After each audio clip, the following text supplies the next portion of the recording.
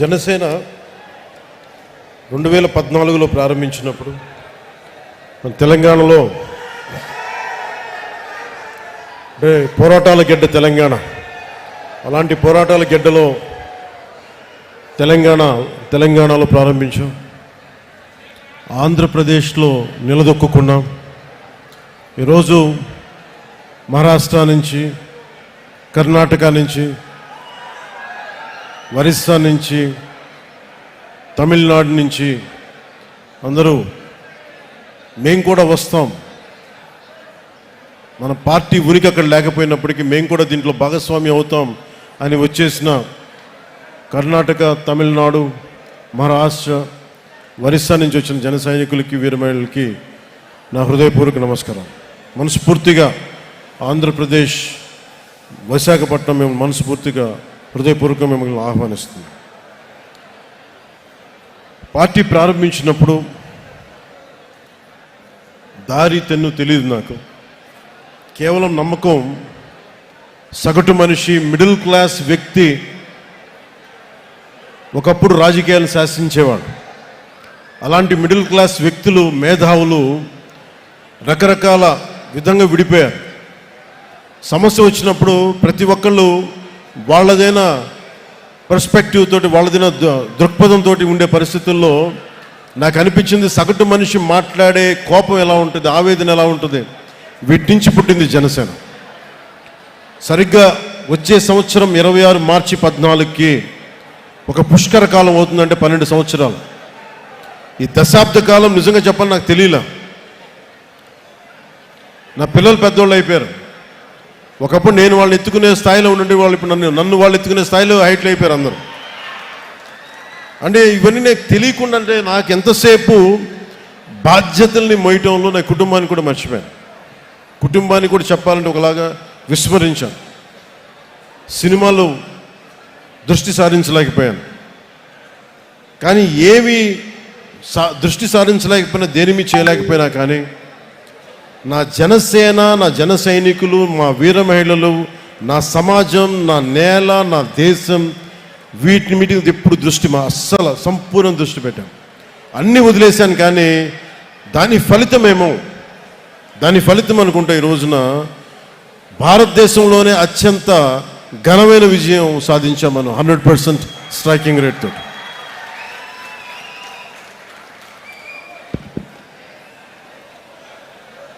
ఈరోజు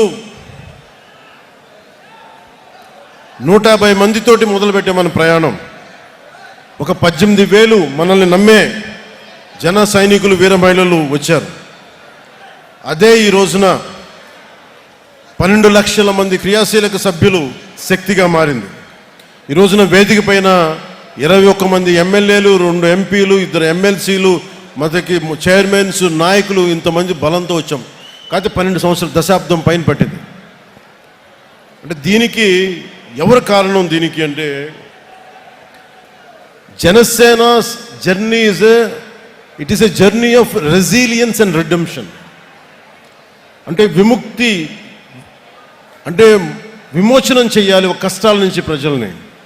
అలాగే తట్టుకొని నిలబడాలి, రెసిలియన్స్. ఎన్ని కష్టాలు వచ్చినా ఓరిమితో తట్టుకొని నిలబడాలి. అలాంటి గుణం నాకు ఉంది. కానీ నేను ఒక్కడిని చేస్తే సరిపోదు. అలాంటిది మన జన సైనికులు, వీర మహిళలు మీరు రోడ్ల మీదకి వచ్చి నిలబడి నాకు అండగా ఉండి గుండె ధైర్యాన్ని నింపితేనే ఈరోజు ఇంతమంది వేదిక పైన కూర్చున్నాం, మీకు మాట్లాడగలుగుతున్నాం. You are the unsung heroes. మీ పేర్లు తెలియకపోవచ్చు, మచ్చుతోనే. అందుకని మేము ఈసారి ఏం చెప్పానంటే, మేము మాట్లాడటం కాదు, మీరు మాట్లాడితే మా నాయకులు అందరూ వింటాం. అందుకని నేను అందరినీ పిలిపించాను. తెలంగాణ నుంచి కావచ్చు, మన శివ కావచ్చు, చెంచులు యువకుడు. నేను ఎందుకు అర్థం చేసుకోగలంటే, ఒక సగటు యువతీ యువకులు ఎంత కోపం ఉంటుందో నాకు అదే ఉంటుంది. సో 2014లో పెట్టి ఆ రోజున స్టేజ్ పై నిలబడి మాట్లాడినప్పుడు ఎంత ఉద్వేగంతో ఉన్నానో, ఇదే రోజు కూడా అదే ఉద్వేగంతో ఉన్నాను. ఆ రోజు ఏ బాధ్యతతో ఉన్నానో ఈరోజు అదే బాధ్యతతో ఉన్నాను. ఆ రోజు ఏ నిజాయితీతో, ఏ సిద్ధాంతాలతో వచ్చానో ఇప్పుడు అదే నిబద్ధతతో ఉన్నాను. దెబ్బలు తగిలిన ప్రతి దెబ్బకి రాటు తేలేను తప్ప నా విశ్వాసం ఎప్పుడు సన్నగిల్లలేదు, నా నడక తడబడలేదు. దెబ్బ కొట్టాలని చేసిన ప్రతి కుట్ర, ప్రతి అడుగు నన్ను మరింత బలపరిచింది కానీ బలహీనపరచలేదు. ఈ ప్రయాణంలో నాతో పాటు ఆ రోజు నుండి నేటి వరకు ఏ పదవి కోరుకోకుండా, గుర్తింపు కోరుకోకుండా అవిశ్రాంతంగా పనిచేసిన అన్సంగ్ హీరోస్, ఇందాక నేను చెప్పినట్టుగా you are the real heroes. మీరు నిజమైన హీరోలు. అంటే వివిధ హోదాల్లో భాగస్వాములైన వాళ్ళు చాలామంది ఉన్నారు. నిజాయితీతో మనం అందరం కలిసి భవిష్యత్తు గమనాన్ని ఎలా మార్చచ్చు అని ఈ సుదీర్ఘమైన ప్రయాణంలో నిరూపించారు. లియో టాల్స్టాయ్ చెప్పినట్టుగా the strongest of all warriors are those two, time and patience. అంటే నిజంగా ఒక యుద్ధ రంగంలో తట్టుకొని నిలబడే బలమైన యోధులు ఎవరంటే కాలం, సహనం. అలాంటి కాలం, సహనం గుండెల్లో పెట్టుకున్న జన సైనికులు, వీర మహిళలు మీరు నిరూపించారు. You are the true heroes. I salute you. అలాగే నేను పార్టీ ప్రారంభించినప్పుడు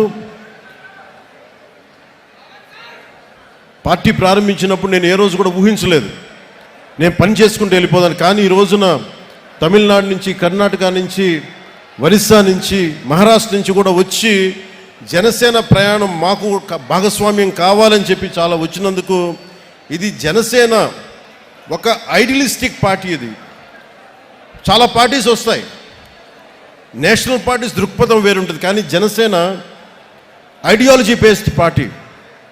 ఒక కులం కోసం పెట్టిన పార్టీ కాదు జనసేన, ఒక కుటుంబం కోసం పెట్టిన పార్టీ కాదు జనసేన, కేవలం ఒక రాష్ట్రం కోసమో ఒక ప్రాంతం కోసం పెట్టిన పార్టీ కాదు. దేశం అంతా మాట్లాడాలి ఒక రోజు నేను కలలు కన్నాను, దాన్ని ఒక స్వప్నాలు చూశాను నేను. జరుగుదో నాకు తెలీదు. ఖుషీ సినిమా అయిపోయినాక ఒక పెద్ద విజయం వచ్చాక నేను అనుకుంటా ఉన్నా, రేపొద్దున ఇంత ఘనమైన విజయం వచ్చింది, ఇంకో రోజున దేశం మొత్తం తెలుస్తాం, ఇంకో రోజున అంతర్జాతీయ మొత్తం తెలుస్తాం. కానీ నాకు ఆనందం ఉంటుందా అంటే నాకు సమాధానం దొరకలా.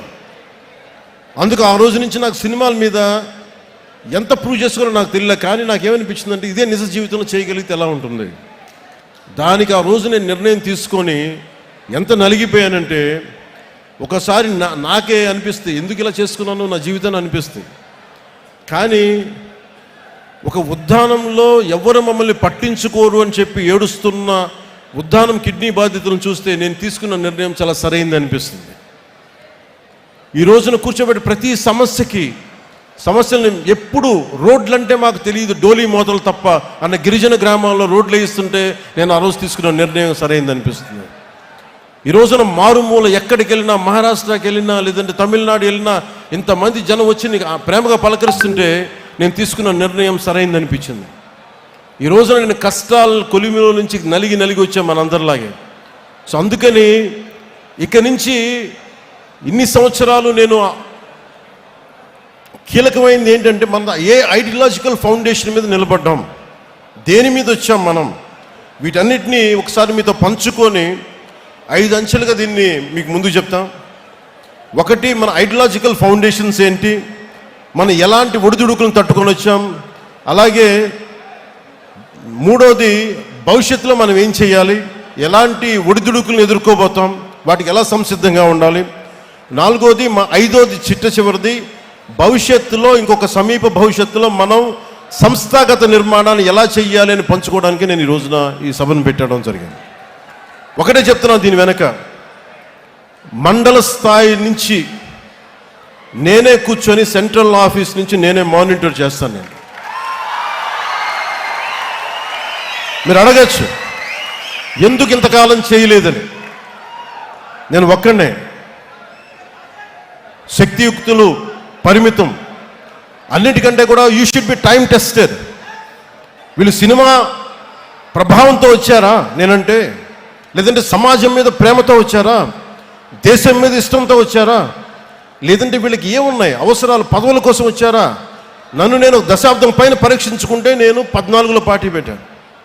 అలాగే నాతో పాటు నడవాలి అంటే చాలామంది వచ్చారు, మధ్యలో అందరూ రాలిపోయారు.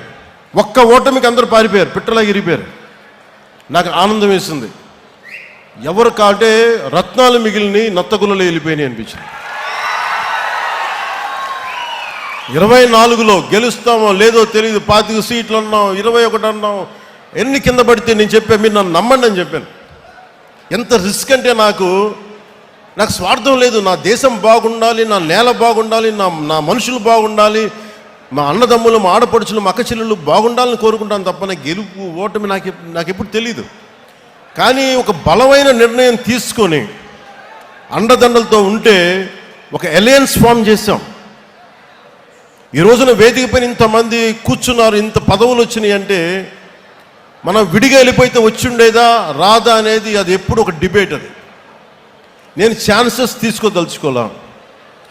ఐడియాలజీ అని చెప్పి ఒక పొలిటికల్ వ్యూహాలు లేకుండా, ఒక రాజకీయ వ్యూహాలు లేకుండా కేవలం ఐడియాలజీతో మాట్లాడి అడవుల్లో హతమైపోయిన వ్యక్తులు ఉన్నారు.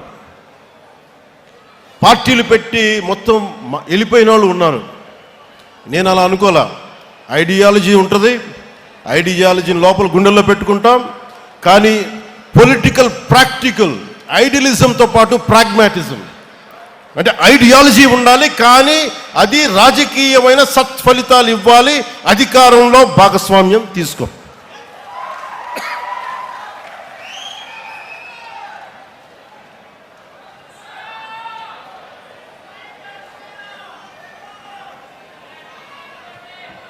అంటే ఇవన్నీ చేసేటప్పుడు ఎలా ఉంటుందంటే, ఒక పార్టీని నడిపే బాధ్యతలు నడిపే వ్యక్తిగా చాలా ఇబ్బందులు ఉంటాయి. నేనేమనుకుంటానంటే, నేను ఎప్పుడు నిస్వార్థంగానే పని చేసుకుంటూ వెళ్ళాను.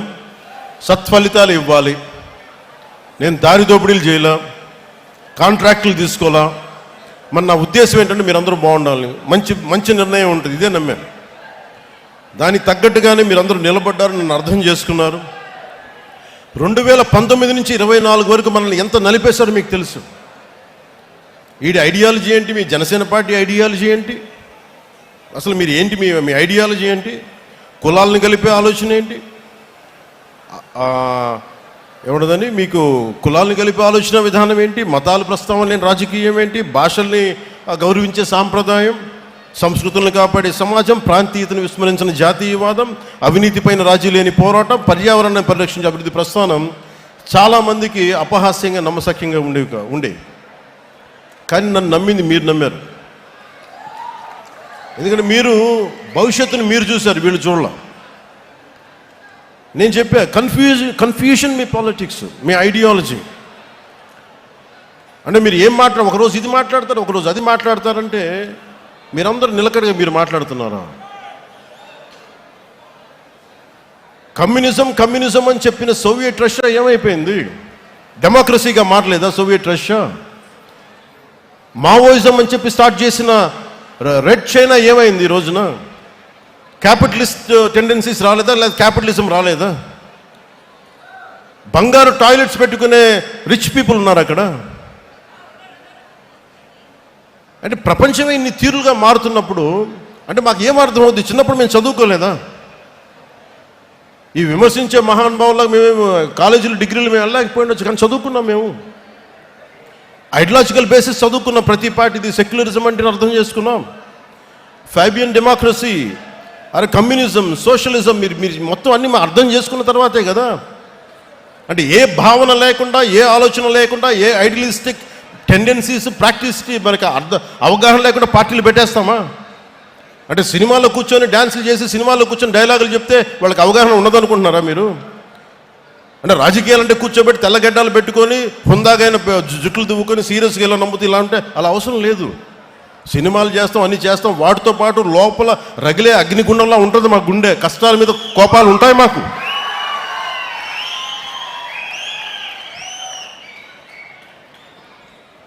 గ్లోబల్ పాలిటిక్స్ ఎలా మారిపోయింది? ఒకప్పుడు క్యాపిటలిస్ట్ అమెరికా అంటే ఈ రోజున లెఫ్ట్ టెండెన్సీస్ ఉన్నాయి. లెఫ్ట్ వింగ్ అని మాట్లాడుతూ ఉన్నారు.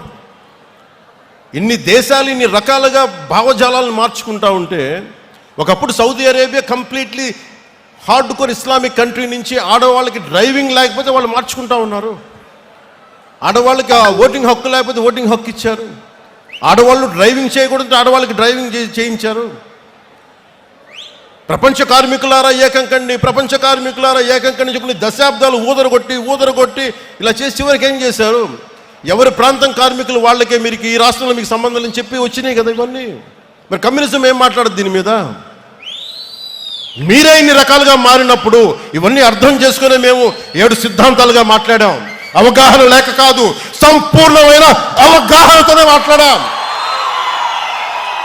అవగాహన లేకుండా మాట్లాడతామా? ఏమి చదవకుండా వస్తామా? కానీ కాలం నేను ఒక్కని చెప్తే సరిపోదు, నిలబడాలి.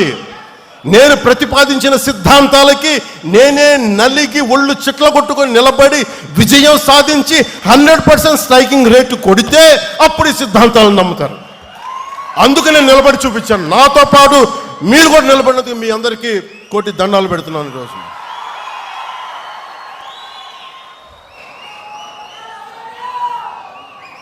Love you. ఏదో మాట్లాడితే మారిపోయామంటే ల్యాండ్ ఆఫ్ తిలక్ మహారాష్ట్ర ఏం మాట్లాడద్ది? స్వరాజ్యం నా జన్మ హక్కుని చెప్పిన తిలక్ నేలది. అలాంటి నేల కేవలం అది మరాఠీ మాణుస్ అని చెప్పలేదు. ఆయన చెప్పింది మరాఠీ మాణుస్ ఇచ్చిన స్లోగన్ ఏంటంటే సంపూర్ణమైన దేశానికి స్వరాజ్యం నా జన్మ హక్కుని. అలాగే కూర్చోబెట్టి మనకి ఏది తీసుకున్నా, తమిళనాడు తీసుకున్నా, ఏమి తీసుకున్నా, ల్యాండ్ ఆఫ్ మన సుబ్రహ్మణ్య భారతి, సుందర తెలుగు అని చెప్పిన వ్యక్తి, అన్నీ అర్థం చేసుకున్న మహానుభావులు వాళ్ళ దారుల్ని వాళ్ళ ఆలోచన విధానాన్ని మర్చిపోయారు అందరూ. మేము మర్చిపోలా, గుండెల్లో పెట్టుకున్నాం, దాన్నే వాళ్ళు ముందుకు తీసుకెళ్తా ఉన్నాం. ఒకసారి నాకును ఒక ప్రజాకళాకారు, నాకు ఇష్టమైన ప్రజాకళాకారుడు గద్దర్ గారికి ఒక మంచి ఒక సంభాషణ జరిగింది. నేను ఒకటే చెప్పాను, తమ్మి నువ్వు మా వాడివి కాదురా, నువ్వు వెళ్ళిపోయావు, నువ్వు పక్కకి అంటే నాన్న ఎప్పుడు నేను మనిషిని అన్నా, నేను అందరూ బాగుండాలని కోరుకుంటాను అంటే ఆయన అర్థం చేసుకుని నేను మాట్లాడుతా నేనే చెప్పాను, అన్న ఒకప్పుడు దేవుడు లేడు, దేవుడి మీద నువ్వు పాటలు రాసావు, దేవుడు లేడు విచిత్రం అని అనవసరం అని, మరి నువ్వే యాదాద్రి నరసింహుడి మీద పాటలు రాసావు, అది కూడా నువ్వే చేసావు. నువ్వే ఇన్ని రకాలుగా మారినప్పుడు నేను మనుషులు ఎలాగా మారుతారని తెలిసి నేను ఇంత ఫ్లెక్సిబుల్ ఐడియాలజీ పెట్టానన్నా, అంతకుమించి ఇంకేం లేదు. నా గుండెల్లో ఎప్పుడు కష్టపడే, నేను తుపాకీ పట్టుకుని నేను నక్సలైట్ కావాల్సిన అవసరం లేదు, ఎర్ర జెండా వేసుకొని నేను మావోయిస్ట్గా మారాల్సిన అవసరం లేదు. నేనేం మాట్లాడానంటే నేను నా జెండా నేను వేసుకుంటా, నా 7 సిద్ధాంతాలు నేను మాట్లాడతా. ప్రిమిటివ్ వల్నరబుల్ ట్రైబల్ గ్రూప్స్ కోసం డోలీ మోతలు తప్పించే బాధ్యత నేను తీసుకుంటా. వేసావు ఈ రోజున అంటే దీనికోసం నేను తుపాకులు పట్టుకోలే, దీనికోసం విప్లవాలని పందాన్ని విప్లవ పందాన్ని మనం ఏం చేస్తాం? ప్రజాస్వామ్యంలో ఉన్నప్పుడు హింస పని చేయదు, అది అర్థం చేసుకునే ఉంటాం కదా. నేనేం చేశానంటే ఇట్స్ అ మిడిల్ పాత్, ఒక మిలిటెంట్ అప్రోచ్ కావాలి. ప్రజాస్వామ్యబద్ధంగా తుపాకీ పట్టుకోకుండా అక్కడ పట్టుకున్న మన జెండా కర్రే ఆయుధం అవసరమైతే మన గుండెల్లో ఉన్న మాటే తూట అవ్వాలి. మార్పు ఎందుకు రాదు? ఇందాక మీరు రియా గారి మాట వింటున్నారు, పాలకుల నుంచి వీర మహిళ. అర్ధరాత్రి 12 గంటలకి ఒక ఇంతమంది మగవాళ్ళు మధ్యలో ఆ పార్టీ మగవాళ్ళందరూ కూర్చోబెట్టి నేను చంపేస్తామంటే ఒంటరి మహిళల కూర్చొని 3 గంటల సేపు పోరాటం చేసిందంటే ఎంత సత్తా ఉండాలి, ఎంత ధైర్యం ఉండాలి, ఎలాంటి ధైర్యం నింపుకున్నారు. దేనికి అంటే మనం నిలబడతాం, మన సిద్ధాంతాల మీద అంత పట్టుదల, అంత బలం, ఇవన్నీ చేయడానికి కదా మనం నిలబడింది ఇక్కడ. ఇవన్నీ ఎలా ప్రూవ్ చేయాలంటే ఒక దశాబ్దం నడవాలి దీని మీద. పవన్ కళ్యాణ్ కూర్చోబెట్టి ఇక్కడ మనకి హోటల్ ఆపేస్తే చంపేయడానికి, పోలీసులు తీసుకెళ్ళడానికి ప్రయత్నాలు చేస్తే మేమేం భయపడలే. చెయ్యి. మా కార్యకర్తల మీద, ఇప్పుడున్న విజయ్ కుమార్ గారి మొత్తం నాయకులందరి మీద, సందీప్ పంచకర్ల అందరి మీద మన సందీప్ గారి మీద మీ కేసులు 307 కేసులు పెట్టారు. 15 మంది ఉత్తి పుణ్యానికి భరించామని. అక్కడ మనం కూర్చోబెట్టి అమరావతిలో ధర్నా చేస్తామంటే కూర్చోబెట్టి మేము దాడులు చేస్తూ ఉంటారు. ఇప్పటం కోసం వెళ్దామంటే మీరు కూర్చోబెట్టి బ్లాకులు చేస్తారు. ఏ రోజు భయపడలా. ప్రధానమంత్రి గారు స్వయంగా నాకు తెలిసినప్పటికీ కూడా, ఇంత ఇబ్బంది పెడుతున్నప్పటికీ కూడా విశాఖపట్నంలో ఒక్క ఫోన్ కాల్ నేను పిఎంఓ ఆఫీస్కి కానీ హెచ్ఎంఓ ఆఫీస్కి కానీ చేయాలి. ఎందుకంటే ఇది మా నేల, మేము పోరాడతాం ఇక్కడ. నేను ప్రధానమంత్రి గారిని, హోంమంత్రి గారిని నేను సహాయం అడిగాను. నా అంత బలహీనుడు ఇంకెవలేడు. నా అలాంటి వాడు పార్టీని మూసేసి వెళ్ళిపోవడం బెటర్. అందుకనే నేను బలంగా తీసుకున్నా. ఉంటే ఉంటాం, పోతే పోతాం, చూద్దాం. వీళ్ళు రౌడీలు అంటే వీళ్ళందరూ గత పార్టీ పాలకులంతా రౌడీలు అంట, చంపేస్తారంట, మీదకి వచ్చేస్తారంట. అంటే నేను ఒకటే అనుకుంటా, మీరు ఎంత మావాడు చెప్పాడు ఇందాక, ఎంతమంది వస్తారు రండి, నేను చూస్తాను. ఎంతమంది వస్తారు రండి, నేను ఒక్కనే ఉంటాను రండి. నాలాంటి పిచ్చ మా వాళ్ళందరికీ, మా ఆడపడుచులకి ఉంటుంది, మా జన సైనికులకి ఉంటుంది. రౌడిజం చేయకండి. మా దగ్గర తప్పు ఉందా మేము ఒక సరిదిద్దుకుంటాం. లేదా పాలసీ మాట్లాడతారా, మాట్లాడండి. దౌర్జన్యాలు చేస్తాం, మేము చింపేస్తాం, చంపేస్తామంటే అస్సలు మా ఇన్ని పాత కథలు. మా రక్తం సలసల కాగుతూ ఉంటుంది. మా రక్తం భయపడం. వాటికి క్షేమం కోరుకుంటాం, ప్రజాక్షేమం. భయపడటాలు ఉండవు మా దగ్గర, పోరాటాలే ఉంటాయి. మా ఆడపడుచులు చెప్తా ఉన్నా, నేను మాట్లాడుతూ ఉంటే పేరెంటాలకు వెళ్ళాలి, కానీ పోరాటాలు కూడా చేయాలి. మన సంస్కృతిని పరిరక్షించుకోవాలి.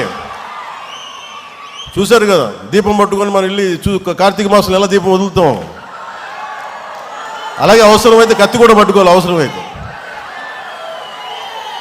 కత్తి అంటే నా ఉద్దేశంలో నిజం కత్తి కాదు, మాటే కత్తి అనుకోండి.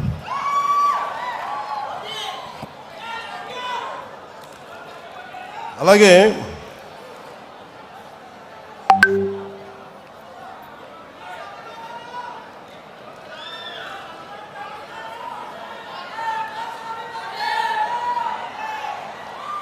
ఇప్పుడు మన ముందున్నది, మనం సాధించగలిగి కొంచెం రోడ్ మ్యాప్ మీకు చెప్తాను. ఎలా మిమ్మల్ని అందరినీ ఒకటి చెప్పి మీకు మళ్ళీ తిరిగని ఇది చెప్పేసి మళ్ళీ మీకు దీనికి వస్తాను. నేను అనుకుంటున్న road map, membership to leadership. ఈరోజు మీరు క్రియాశీలక సభ్యత్వం తీసుకొని మీరు ఒక కార్యకర్తగా, ఒక జన సైనికుడిగా, వీరమహిళగా ఉంటున్నారు. మీరు ఎప్పుడు అలా ఉండకూడదు. మీరు నిత్యం ఎప్పుడు కూడా మీరు ఎదుగుతూనే ఉండాలి. దానికి నేను ఏం చేయాలని ఆలోచిస్తా ఉన్నాను. కింద నుంచి రావాలి నాయకులు అనేవాడు. దానికి నేను ఒక స్ట్రక్చర్డ్ ఫ్రేమ్వర్క్, శివుడి త్రిశూలం, పరమశివుడి త్రిశూలం ఉంటుంది కదా, ధర్మం శక్తి, ధర్మం, రహస్యం, అది ప్రతీక దానికి. అలాగే జనసేన ఇప్పుడు మెంబర్షిప్ కోసం చేయబోతున్నది వెరీ స్ట్రక్చర్డ్ ఫ్రేమ్వర్క్. అలాగే ప్రతి క్రియా సభ్యుడికి గుర్తింపు, నాయకత్వం, భద్రతతోటి ఈ త్రిశూల్ ప్రోగ్రామ్ని మన దసరా తర్వాత స్టార్ట్ చేయబోతున్నాం. అది ఎలా ఉంటుందనేది ఈ కొన్ని ముక్కలు మాట్లాడేసి మీకు తెలియజేస్తాను. ఎందుకంటే ఇది ఇంక మీరు అడగచ్చు, ఇప్పుడు దాకా నువ్వు ఎందుకు చేయలేదు అంటే నేను ఒకటే చెప్తాను. ఇందాక మన విజయనగరం నుంచి మన కుర్రోడు వచ్చి, జన సైనికుడు వచ్చి కూర్చోబెట్టి హుషారుగా మాట్లాడేస్తా ఉంటే నేను చెప్పాను, నువ్వు ఇంట్లో బాధ్యతలు నిర్వర్తించిన వాడు పార్టీకి ఏం చేస్తావు? మీ నాన్నగారు 2 ఉద్యోగాలు చేసి కష్టపడతా ఉంటే నువ్వు వచ్చి నా చుట్టూ తిరిగితే నాకు ఆనందం రాదు. నువ్వు ముందు బాగా చదువుకు, బాధ్యతలు నిర్వర్తించు. అంటే ఈరోజు 1.5 లక్ష రూపాయలు సంపాదిస్తున్నానన్నా అని అంటే నాకు అప్పుడు ఆనందం అనిపించింది. నాకు ఇప్పుడు రా, యు ఆర్ వెల్కమ్. అంటే ఇవన్నీ ఎందుకు చెప్తున్నానంటే, నాకు ఆషామాషిగా గాలికి తిరిగేవాళ్ళు వద్దు. నాకు మీ పని, politics is not for business. Politics